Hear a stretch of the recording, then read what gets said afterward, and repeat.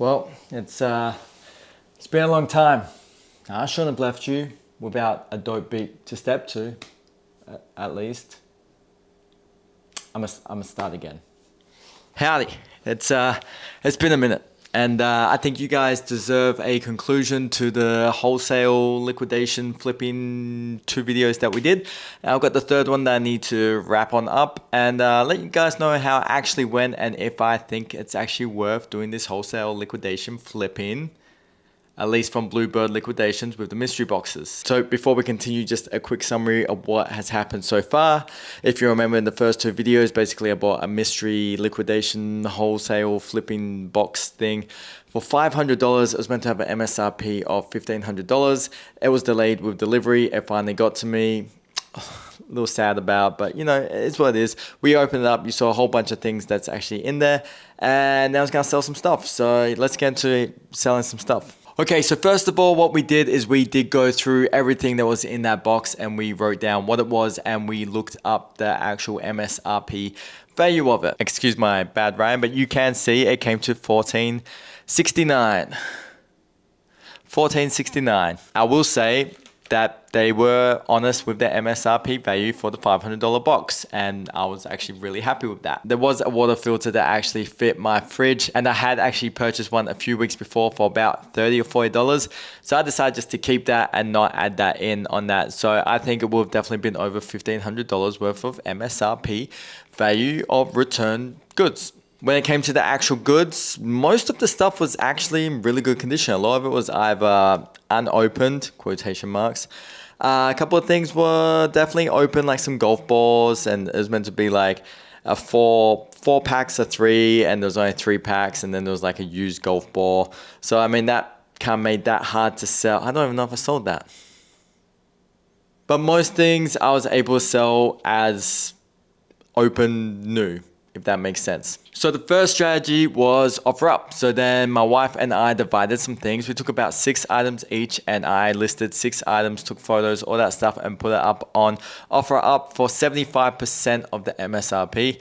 And then my wife did the same thing with 6 different items to kind of, share the burden. So we weren't just bombarded with 1,000 messages at once. That's the way we thought it would work. That was the process that we took. Now, what happened next, I think, was probably our first and biggest mistake throughout this whole process. So I did end up selling something very quickly. It was a charger for a hair trimmer. And that's actually a story in itself. Basically, the person was hitting me up saying, hey, can I come get it in between class or something? And then they're like, hey, can you actually meet me in this location and this and that? So I was actually heading past the location that they asked to meet me at. So I said, okay, cool, I can do that for you. It was a $20 item.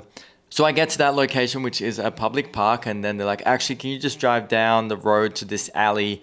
And I'll just meet you there. So I was like, okay, whatever, I'm already here. So I just drove down to the alley and, I met the person there and she gave me the $20. She took the charger for the trimmer. Everything was all smooth, all dandy, all good. Until it wasn't. And that was probably about half an hour to an hour later. And she messaged me and said, I messed up. This is not the charger I need for my trimmer. Can I get a refund? Now this is OfferUp. I don't really use OfferUp that much, so I'm not really sure the etiquette. I'm assuming you don't really give refunds, and once the purchase is purchased, the purchase is finalized. But me being me was like, hey, look, I'm coming back that way later today, so yeah, I can do that for you. So as it was, later that night, I was heading back. I rang them and they didn't answer. So I was like, okay, well, I mean, that's not my problem now. I've tried, so yeah, that's it. And then they eventually messaged me saying, oh, I need that money. Can I come get it? I'll see if I can get a lift to your place to get it. So okay, whatever. And then they just didn't contact me again. So it was sold. But I mean, that's what you're dealing with OfferUp, and that's the issue, and that's why we had the issue that we had of we got impatient. So then what we decided to do was relist all of that stuff and as much other stuff as we could on eBay, and that kind of ate into our profits a lot. I'm back from my little meltdown. It's okay. Okay, so then we decided to try and sell everything on eBay, which worked, and we were able to ship off a lot of things. But the downside is eBay takes a bunch of fees, as anywhere from 15 to 20%. So all the profit we were making Really did get in away by eBay and postage. Most of postage, what they paid definitely covered, and we now just purchased all the postage through eBay, which gave me the discount. So I was able to get a little bit more money that way, maybe 50 cents to $1 per order. Nothing crazy. As to date, with everything that was sold on eBay, $4.88 and 69 cents. Now that doesn't include the things that we sold on OfferUp. Between our two accounts, there's another $60. And then we still have a couple of items left. This thing, which I'm sure we're never gonna sell, basically it's a signal light for a motorbike. It's worth like $70, but it's so niche that I just can't see me selling this. Some type of massage unit. I'm sure this will sell. It's a body massager. Who won't want this? This has to sell at some point.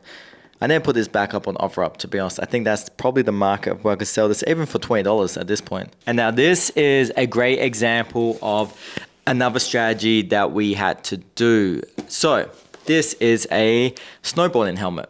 It's been summer here in Arizona, and as you all know, we don't get much snow here in summer. And in winter, there's only a few places up north that do get snow. So I can't see anybody buying a snowboarding helmet or a skiing helmet in the middle of summer. But luckily, winter is slowly upon us as it is holiday season. But this brings me to another item that we had, which we also sold for another $20. And that was a Happy Gilmore Boston Bruins jersey, which obviously came through Amazon, but there's no way we're gonna sell that, except my wife was putting a bunch of Halloween costumes up on Poshmark, and we decided, let's throw it up as a costume, and bam, it sold for $20. So that was a great way of getting rid of another item that we didn't think about initially.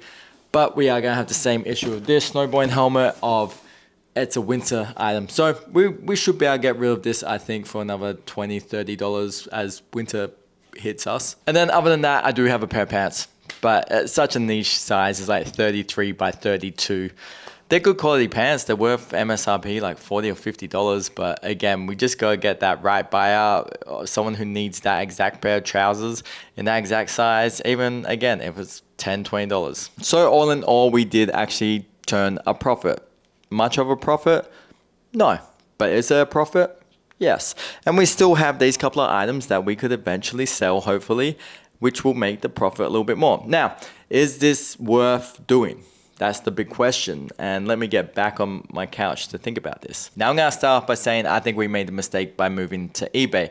I think everything here, if we were just patient with it and we had the time and we sold purely on OfferUp, or maybe we had a garage sale or a yard sale, or maybe we hit one of the swap meets with all this stuff, we potentially could have got a lot more profit for it. But I think for us and our schedule and, you know, the way we approached it, was it worth it? Probably not. I think this falls into a category of waste of time. But it created content, and it was a great experience to learn about this and now understand. One night I was actually walking with my wife and kid, and we saw some neighbors with a pallet. They had a big pallet of liquidation returns, and obviously that's what they do. They're on a whole other scale and they're set up for it. So I'd say if you're a stay-home parent or something like that, this could be a viable way of making some extra money. And if you could be more patient with it and be willing to meet people on their schedules and work around random people and try to fight off all the lowballers, I think you'll turn a profit on this. And I think that this could be a viable way. The only real issue is I don't know if there's a guarantee on what you're actually getting is going to be as new or brand new packaging. And like those golf balls I got, they're not really sellable as a complete thing. So I need to really just underprice those and sell it. But at the same time, how are you going to get someone to drive 5 miles to come and get $5 golf balls that were worth $20 in the first place when they can just go to Target or Walmart and get them themselves, you know? But as someone who's not sponsored in any way, I would say Bluebird Liquidation did a good job. I think what they gave us was good. Wasn't too much big stuff, wasn't too much small stuff. We had a couple of items that was worth $300 or $500. Now, if you could get that when you're reselling it, probably not. But then we also had a couple of items that I wouldn't have thought. We had a couple of bras in there. I thought, waste of time. But no, one of them was worth $80 or $90. So all in all, we did have 20 items. So I think, I don't know. I don't really know where I'm going with this. I'm now realizing I'm probably more pleased that we actually at least broke even, because I kind of forgot about this and we haven't been selling stuff for a month or so, and I kind of figured that money was gone, and with eBay that we probably didn't even break even. But now I've gone over the numbers, we at least broke even, and I have a body massage that I can massage myself with. So anyway, if you found this useful in any way, like, subscribe, all that good stuff. Maybe I'll do this again. Probably not.